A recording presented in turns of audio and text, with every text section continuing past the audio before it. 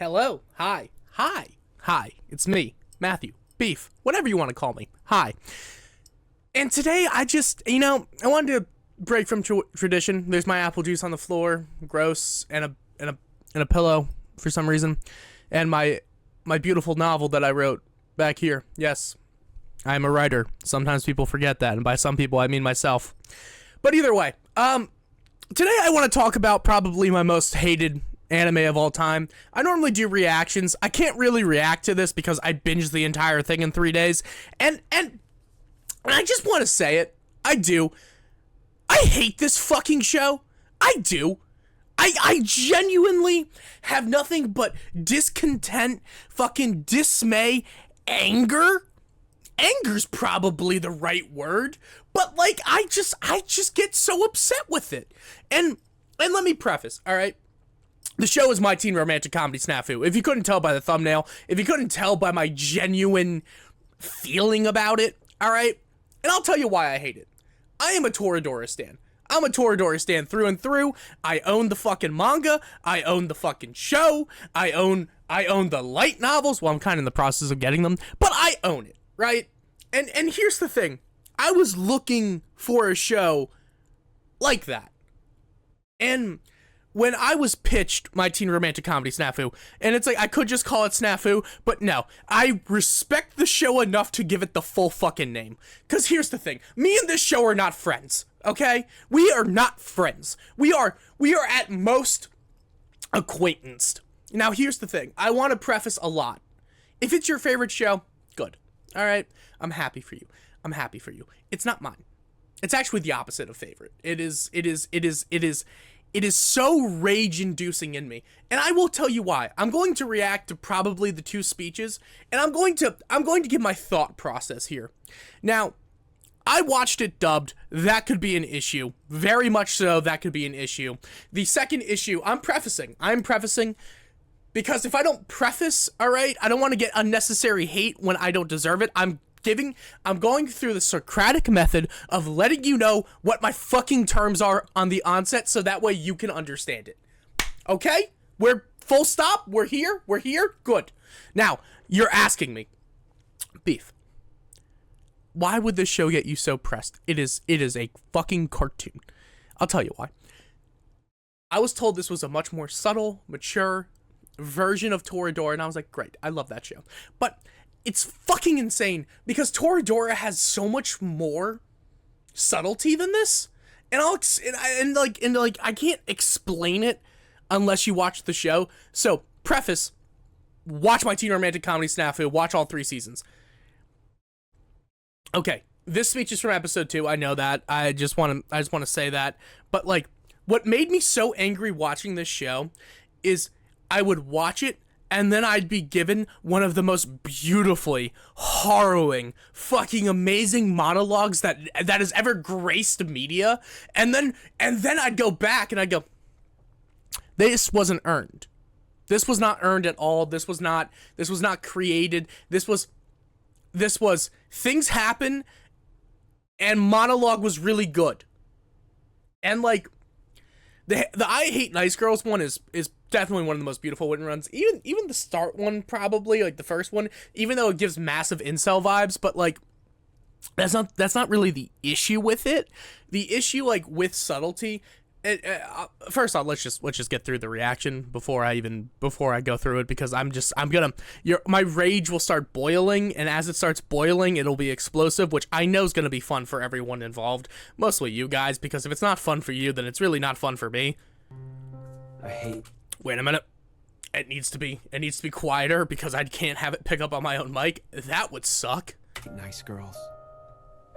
If they so much as say hello, it stays on my mind. If they return my text, my heart races. The day one calls me, I know I'll look at my call history and grin.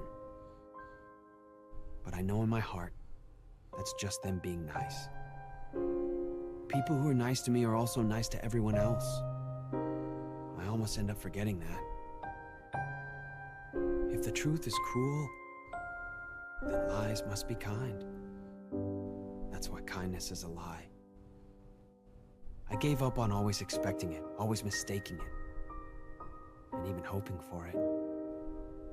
Someone who's been alone for so long doesn't fall for the same trick twice.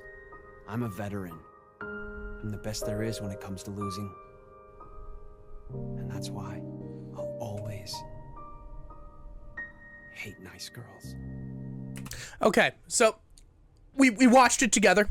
I'm not sitting here. That was amazing. Okay?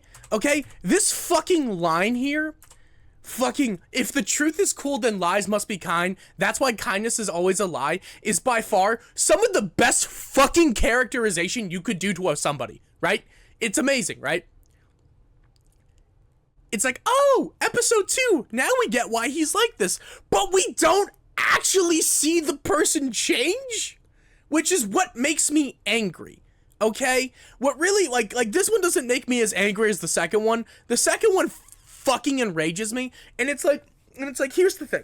This show, as a writer, okay, as someone who likes to claim themselves a writer, who likes to give themselves that title, who's published something, who works very hard on trying to come up with ways to foreshadow, to show growth, to subtly, give characterization.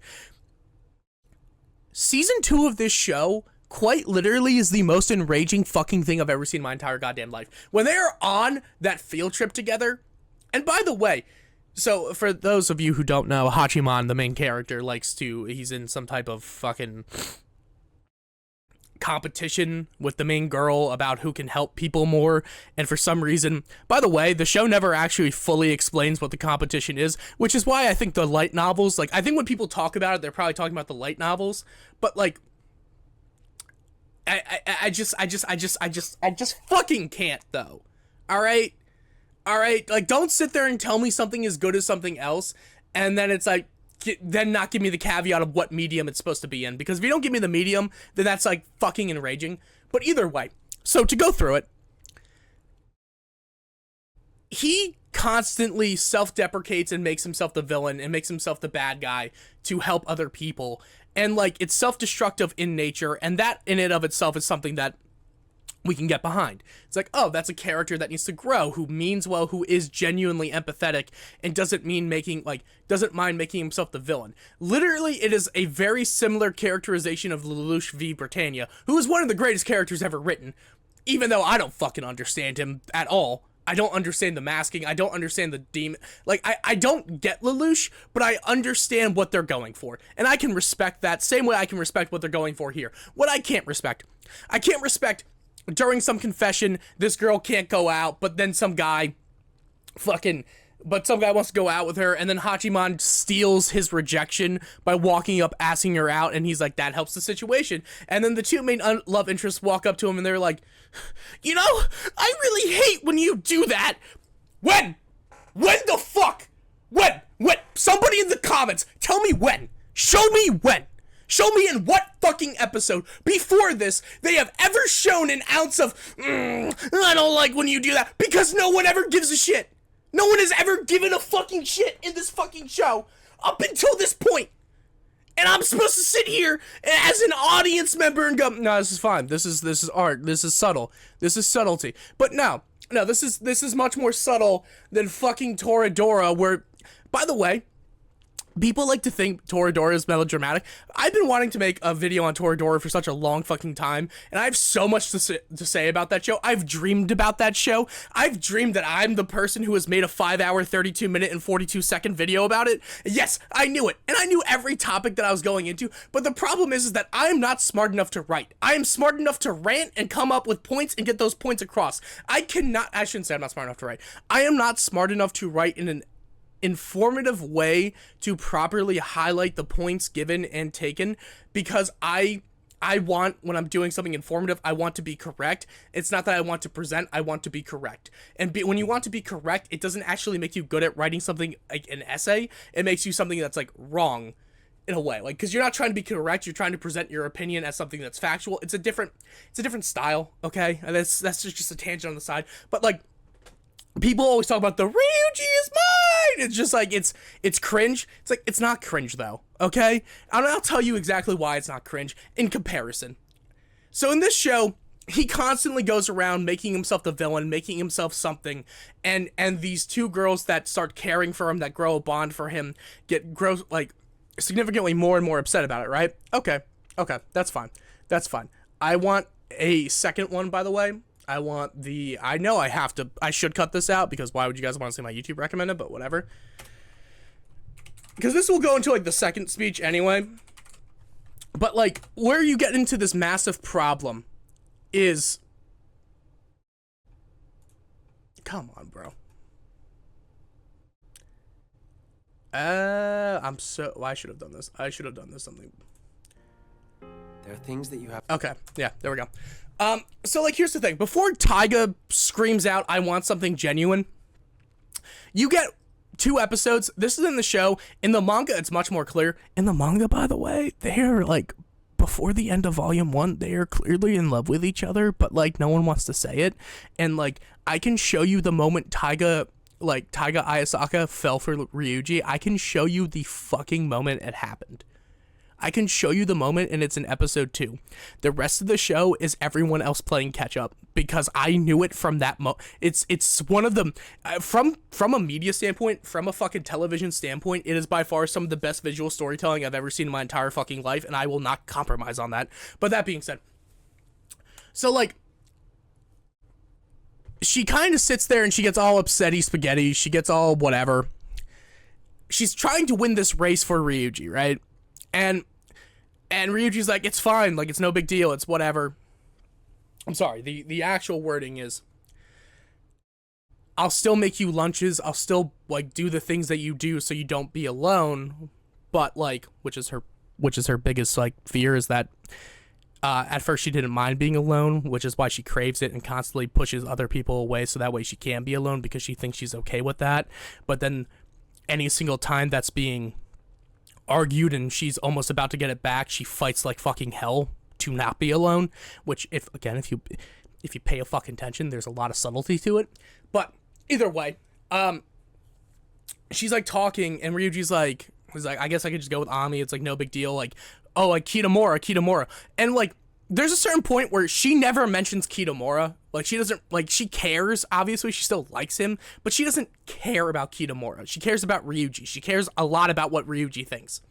And she only wants to do the fucking swimming because of that. And then during the swimming, somebody hits him in the head. By the way, she can't swim at all. She calls out saying, help, somebody help. Ryuji's not getting his head above the water. And then she, you know, goes underwater to save the person that she's secretly but in love with. Like just goes in the water, and she's like, help. Like, she keeps saying help. This is both in the manga, and, like, the show doesn't do it as well, but either way, like, he goes under, she goes down to get him, and, like, she can't breathe because she still can't fucking swim. And then when everyone gets her out, she screams and freaks the fuck out because she's traumatized by the fact of she almost just lost the only person in this world that genuinely knows her and cares about her. But no, it's not subtle. She just screams, Ryuji is mine, and that's the end of it. But no. I'm supposed to believe the show where it's animation, by the way. In animation, you do this thing where you need to have fucking facial expressions. You need to overemphasize facial expressions. You need to be like, oh, when they're happy, you can't go. You have to be like, well, you gotta be like, ee, you know what I mean? Like, you gotta be like, ee. So, like, how am I supposed to know what you subtly want? Like, this show genuinely made me ask the question, when is something so subtle it just doesn't fucking exist? But if you look in the background, you can see her. Look at her. Unless the narrative is slowly hinting at that, then it does not exist. You cannot show me a speech of Hachiman, which we're about to see, say, I want something genuine. I want something genuine, right? And then he never actually does that? Like, we never show him long for a genuine relationship. You always see him, like, put up a front. Now, again, this is me talking anime exclusive, like, in the light novels or, like, in other situations. Obviously, just let me know. But, like, it's not fair. It really isn't fucking fair. Because I'm not gonna sit here and take this slander and take this identity of like what it means to like have subtlety and like what it means to actually mean something when it doesn't fucking exist. The most heartbreaking part of this show, by the way, is that my pink-haired bitch, by the way, I haven't seen the show in a bit. I still hate it. I think about it. I stay up at night just fucking raging a little bit because inside my heart there's a lot of love. There's a lot of love, but there's also a lot of fucking hate. And the hate that I have is, oh my god, when she's like sitting next to him and pretending to sleep and like on his side and she's like, it's so fucking heartbreaking. Like the show has so many good moments, but it's not the sum of its parts. It's just its moments. Its moments don't get earned. They just happen. The love story between Hachiman and whatever the fuck her name is, the black-haired girl, the bunny girl, they just don't feel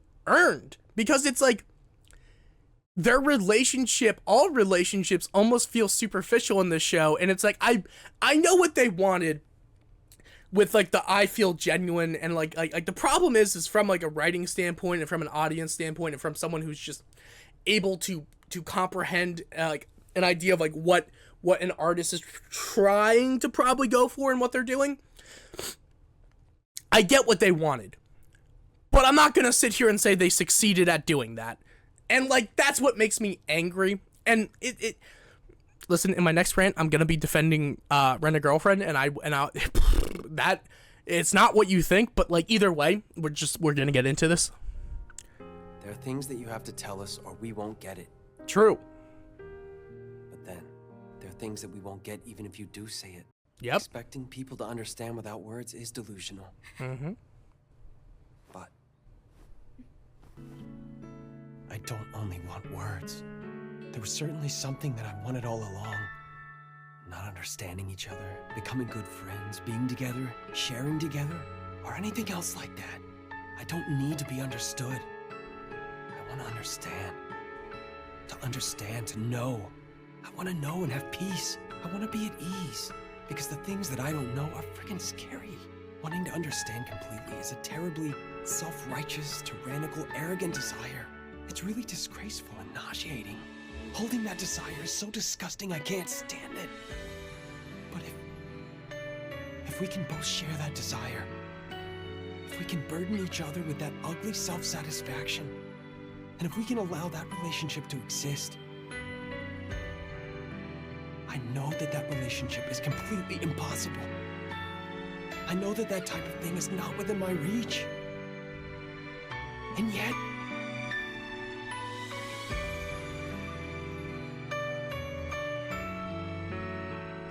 yet, I find I really want something genuine. The first time I watched this, I want you to know, is by far one of the most beautiful things I've ever heard in my entire life. I will always give something props where props are due. I hate reactors and I hate people that just unnecessarily hate on things without ever giving them like their due credit, which is why I keep trying to give like these prefaces of like, I'm talking exclusively about the anime. I truly believe from a written standpoint, because we don't really get to see, like, we get to hear Hachiman's like inner monologue a lot, but like my overall issue is in the show, we, like, for one, wanting to understand is a completely terrible, self-righteous, tyrannical, arrogant desire. True. But it's a human one. And like the problem is that when you have a character like him who's almost robotic and is like pragmatic to a fault, that is what those things are. But still, like, being self-righteous, being tyrannical, being arrogant in what you desire aren't always horrible things. They can lead to some beautiful art. They can lead to some beautiful relationship. They can lead to a lot of good things, which is why it's like, it is such a well-written speech, and it really does like give this characterization to this guy. What pisses me off is I want to understand, become good friends. He says all these things, but we never see these things. We never see him wanting these things. We never see him like yearning. All we ever see is him just there. And like that's the issue. And by the way, from like an art standpoint, I also hate critiquing without giving just a quick rundown. I'm not talking about the book. I'm just talking about the show. I'm only talking about the show. Cannot fucking preface that enough. Stay on shots for just a little bit longer. Make the audience feel uncomfortable, because then you are also making like how it says. If you make the audience slightly uncomfortable while he's also like being uncomfortable, you're putting them in his headspace. And like, he's always solving the problem, but he's never actually meeting with people. And it's like, well, that's the point. That's what they wanted all along. Yes. But there was a better way to do that. There was a better way to make this speech feel earned and feel that emotional weight. Like every time it's happened in the show, every time there's a speech like this, it just feels like I get fucking punched in the gut as hard as possible. And I'm like, why? Why was I punched in the gut? It's not like I'm looking across the room and I see this guy who's just walking around real fucking angry, being like, you know what? Like he's fucking, coked out of his mind, ready to kill somebody. And I'm like, that guy's gonna punch me in the gut. That guy's gonna punch me in the gut. It's gonna happen. But it's like, I'm not gonna leave because I want to watch the train wreck. I want to see what it's like. I want to see what he does next. You know what I mean? Because that's a writing standpoint. That's like just a way you think of a narrative like a train. Passengers need to get on. They have stops where they can get off. You hope they get off at the end of the line. But like, where this goes is that like, it's the most boring fucking train ever, and like it's leading up. Like, once in a blue moon, there's a beautiful fucking scene, right? There's a beautiful scenic picture, and then you go back and you're like, what? Was the rest of it worth it? I mean, I was just staring at a fucking landfill for like 25 minutes, and then I got like a minute and a half of something amazing, and it's like this really is a show that like, I vehemently hate. I'm probably going to watch it again, which is the worst part. Is it because I'm a masochist? Yeah, but it's like, while watching this show, I will be completely real. I couldn't tell if it was some of the greatest piece of media I've ever seen in my entire life, and I'm too stupid to understand it, or if it's just not. Like, I thought like, oh my god, this is the greatest piece of subversive media. Because I'm creating in my head what I want to see. And it's like, on one level, that's a great piece, like that, you want that as an artist, you want that as a writer. On the other hand, what the fuck? All right, I just want to fucking know. I just give me breadcrumbs. Don't make me create what I think is going on inside my head. All right, this isn't some fucking absurdist piece of media. Like, you wrote a story. Fucking, you can't sit here and be like, well, I want something genuine. You do? Maybe you shouldn't have waited until the end of season 2 to fucking say that, huh? Maybe you should have led with that one, that you want to fucking have something genuine. Because I want something genuine. I want to be genuinely entertained. And you know what? I wasn't. And that's what enrages me. And it's like it enrages me so much that, like, yeah, this is a 23-minute video. I could go on for so much fucking longer. And it's like, constantly, I see this shit and I go, damn, this show was a show, huh? And then, like, I know I could talk about Toradora forever, because I do genuinely love it, but like, I think these two shows get compared a lot, and it's like, this one seems like a higher, like an older teen show, and Toradora seems like a younger teen show, but like, the depth of the characters here is almost faux in a way, where like, they aren't actually in depth. They are characters that you give depth to by just pretending like they're deep. And that is something that, like, I just am not going to forgive about it. And like, I know I'm rambling, and I do apologize for that if you're still here, but like, we can't sit here and constantly say something like that, where it's like, oh, this character's so deep, and then they have nothing to show for it. Depth is something that is shown and told. You can't just show depth. You also have to be told that there's depth. Because if you're never told there's depth, if you're just told there's depth, then there's no depth. If you're shown there's depth, then maybe. maybe you could read into it, but like, why would you? You know who's a really deep fucking character? Yasuo from Toradora. Yeah, the bimbo mom is probably the most deep character in that entire fucking show. I'd argue most of them are pretty deep, but you know what?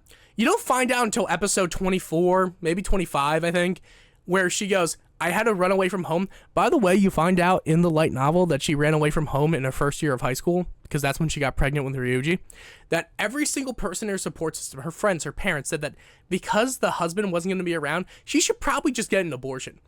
Which, regardless of your stance on that, but like she didn't want to do that.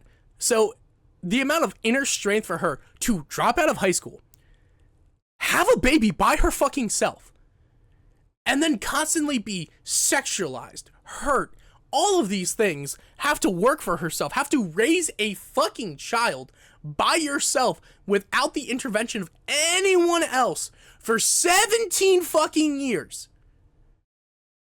is by far some of the most in-depth writing that it deserves a story in and of itself. But do we get that? No, because we don't find any of that shit out until the end. You look at Yasuo throughout the entire show and you see a child of a woman where her son has to basically cook for her, clean for her, do all the house chores, do the things that a mother is supposed to do. But then you find out that the reason why that is because she never got to be a fucking grown-up. She never got to learn how to do those things. All she had to do was she got pregnant at fucking, I mean, in the US it'd be like 14, but probably like 15 or 16, and then ran away from home and had to live by herself and figure it the fuck out. That is depth. It is depth that I never even had to say. It took me like my second watch to figure it the fuck out. It is one of the coolest characters, and yet you don't know about it unless you pay attention. And I feel like I paid attention to this show, and I was told that Hachiman is incredibly smart. I was told that he wants something genuine, but I never saw it. I never saw him genuinely trying to make a connection or putting his best foot forward. I saw him solving problems pragmatically and then nothing really coming of it. And like, again, that's fine, but it needs, I hate that I know what this show should have been, and I hate that like I should have liked it, but like I just hate it. I hate it for what it fucking did to me, for what it took from me. It took from me 3 full days of watching, by the way. I watched fucking 3 seasons in 3 days. But like, you know, just I watched this right after My Dress Up Darling too, which is like the worst part, but either way, yeah.